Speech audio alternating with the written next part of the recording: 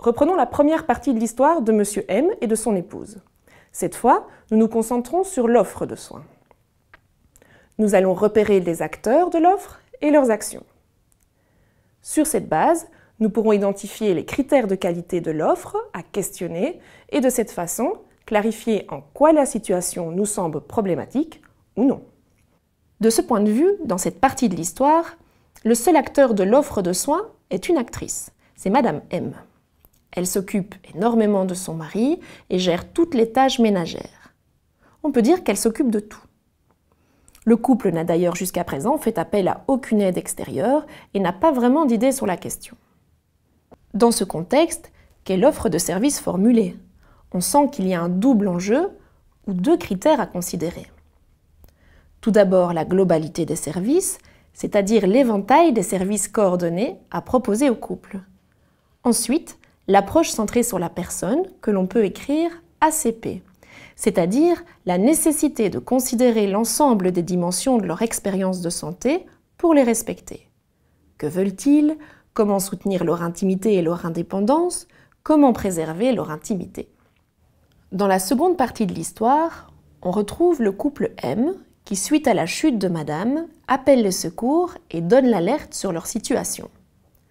L'ambulance est donc le second acteur de cette histoire. Elle transporte le couple jusqu'au troisième acteur, les urgences de l'hôpital. Et à ce niveau, la décision est prise d'hospitaliser le couple et de poser une prothèse de hanche à Madame M. Dès lors, on peut se demander s'il est efficient d'hospitaliser Monsieur M. Est-ce que le coût de l'hospitalisation est en ligne avec sa plus-value pour la santé de Monsieur M? On peut aussi se demander si cette offre de soins répond effectivement aux besoins court terme et long terme du couple. Est-elle suffisamment globale? On peut encore se demander si elle considère l'ensemble des dimensions de l'expérience de santé du couple et particulièrement celle de Monsieur M. Est-ce une bonne chose pour lui d'être hospitalisé? Enfin, une autre question est de savoir quelle sera la suite pour Monsieur M et Madame M. Quelle continuité sera donnée à leurs soins une fois que Madame M sera remise sur pied. Maintenant, reprenons l'histoire de Matteo et de sa maman pour l'analyser sous l'angle de l'offre de soins. Commençons par la première partie. La maman de Matteo entre en action et amène son enfant à la consultation du médecin de la maison médicale. Donc on peut dire qu'elle recherche des soins pour son enfant et que le médecin de la maison médicale devient acteur de l'histoire.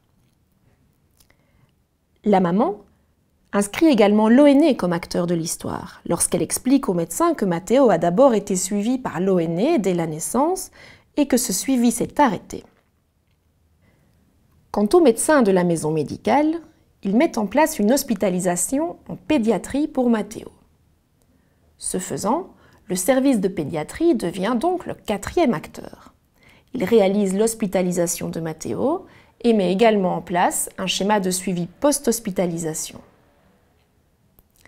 Cette partie de l'histoire montre une première rupture dans le suivi de l'enfant, celui du suivi de l'ONE. Elle pose donc la question de la continuité des soins qui lui sont donnés. Ensuite, l'offre de soins qui est décrite est centrée sur la prise de poids de l'enfant. On ne perçoit pas de réel dialogue parent-médecin dans le but de mieux comprendre l'environnement dans lequel évolue l'enfant. Qui est sa maman? Quelle est sa volonté?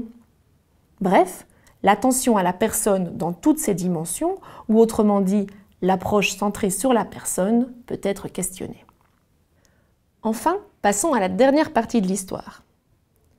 Le médecin et l'infirmière de la maison médicale en sont les premiers acteurs. Ils réalisent les rencontres de suivi post-hospitalisation qui permettent d'instaurer un climat de confiance avec la maman et petit à petit, celle-ci va se confier sur sa situation. En fait, cette équipe écoute la maman et cela lui permet de l'orienter vers l'assistante sociale de la maison médicale.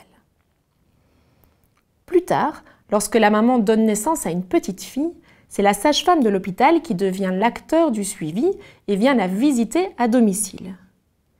Mais la maman ne se rend pas à la seconde rencontre et le suivi se rompt. Alors, quelques jours après l'accouchement, c'est pour un problème de mastite que la maman reprend contact avec le médecin de la maison médicale et recherche des soins. Pendant la consultation, Le médecin apprend que la prise de poids du nouveau-né est à nouveau très faible.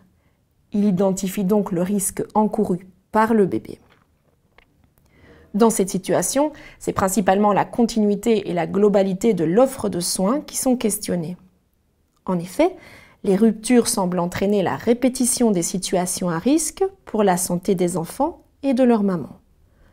En même temps, l'équipe de la maison médicale, par son écoute de la maman, essaye d'augmenter le spectre des services offerts, notamment au travers de l'implication d'une assistante sociale.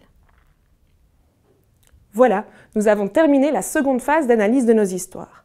Nous avons identifié les acteurs, les actions et les critères de qualité qui questionnent l'offre de soins. Ce faisant, nous formulons ce qui semble ne pas fonctionner et nous élaborons la problématique de ces situations.